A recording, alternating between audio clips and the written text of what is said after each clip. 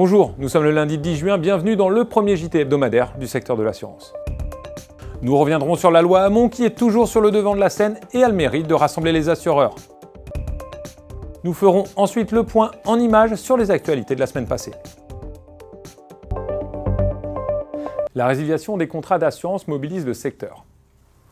Ironie du calendrier, mardi 4 juin dernier, Razi Hamadi, député PS de Seine-Saint-Denis et rapporteur sur la loi consommation, était l'invité du petit déjeuner de la lettre de l'assurance, tandis que à la FFSA, Bernard Spitz et Gérard Andrech convoquaient la presse pour passer le message d'une famille de l'assurance unie.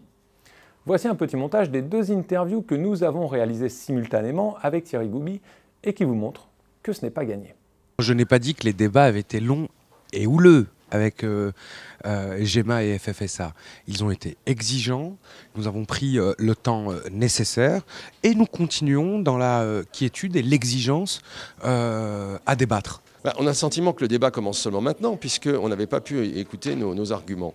L'étude d'impact, dont je vous rappelle qu'elle doit figurer dans tout projet de loi, tous ceux qui l'ont observé, et j'incite tous ceux qui voudraient en avoir un doute à aller sur les sites, la consulter, est d'une indigence rare et à mes yeux coupable.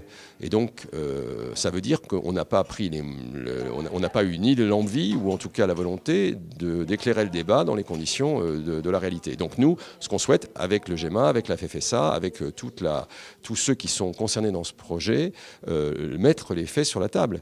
Nous avons aujourd'hui 4 millions dans le domaine par exemple de l'assurance auto, 4 millions de résiliations par an. Nous en avons 1 million qui sont liés à la volonté unilatérale des assureurs eux-mêmes. Je n'ai pas vu, notamment au travers du fait que toutes les grandes assurances françaises ont développé des filiales permettant la rupture infra et la non-reconduite tacite.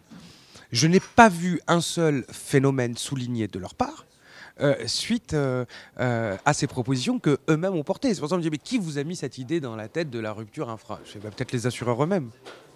Et j'ajoute qu'il est très important de se rappeler que cette mesure, à la différence d'autres qui sont dans le projet de loi et sur lesquels je n'aurai pas le même jugement, n'a jamais été demandée par aucune organisation de consommateurs. C'est donc le signe qu'il y avait là quelque chose qui a été rajouté à la fin de façon précipitée et manifestement sans disposer de tous les éléments. Donc nous, notre objectif, ça a été de mettre tous les éléments sur la table pour que le débat public puisse se faire. Et donc oui, j'ai l'espoir qu'une fois que tous ces éléments seront connus, il y aura une volonté commune de parvenir au résultat le meilleur pour l'ensemble des assurés.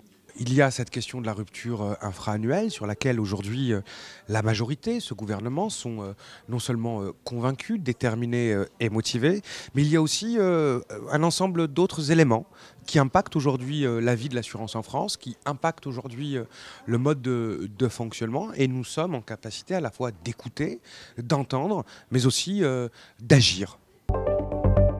Le lobbying va continuer évidemment ces prochaines semaines, tandis que le texte va effectuer un passage devant les députés très prochainement. La semaine passée, Covéa s'est réorganisé, l'UFC Que Choisir a dénoncé et Açor pourrait déposer. Des sujets préparés avec Thibaut Vachou. Açor a annoncé vendredi 7 juin son possible placement en dépôt de bilan. Cette annonce n'est pas une surprise, les difficultés du courtier sont connues de la place déjà depuis plusieurs mois. Mais aujourd'hui, Açor met directement en cause Groupe Pasteur Mutualité.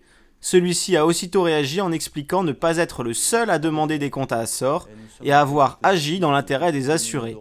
118 postes sont en jeu chez Açor. Covéa se réorganise. Après la création d'une holding, Covéa annonce la création d'une direction générale assurance centralisée qui sera tenue par Christian Baudon, actuel directeur général de MMA. MAF sera encore dirigé par Étienne Couturier jusqu'à son départ en retraite prévu en fin d'année. Il sera remplacé par Joachim Pinheiro. Enfin, Patrice Forger quittera GMF pour prendre le secrétariat général de Covéa et la direction des ressources humaines. Laurent Taulier lui succédera. L'association de consommateurs UFC Que Choisir a épinglé 2 nouvelles assurances accessoires qu'elle juge trop coûteuses. Il s'agit des assurances moyens de paiement et assurances fuite d'eau. Pour les moyens de paiement, UFC Que Choisir rappelle que désormais les banques ont l'obligation légale de rembourser l'intégralité des sommes fraudées au-delà de 150 €. C'est seulement cette somme qui peut être assurée, mais les prix des assurances ont à peine baissé. Pour les assurances fuite d'eau, UFC Que Choisir considère qu'elles ont considérablement perdu de leur intérêt depuis le passage d'une loi en mai 2011 qui obligeait les distributeurs d'eau à prendre en charge une large part du coût d'une fuite. Ce JT est maintenant terminé. Cette semaine, suite du dossier mutuel avant un dossier solvabilité 2.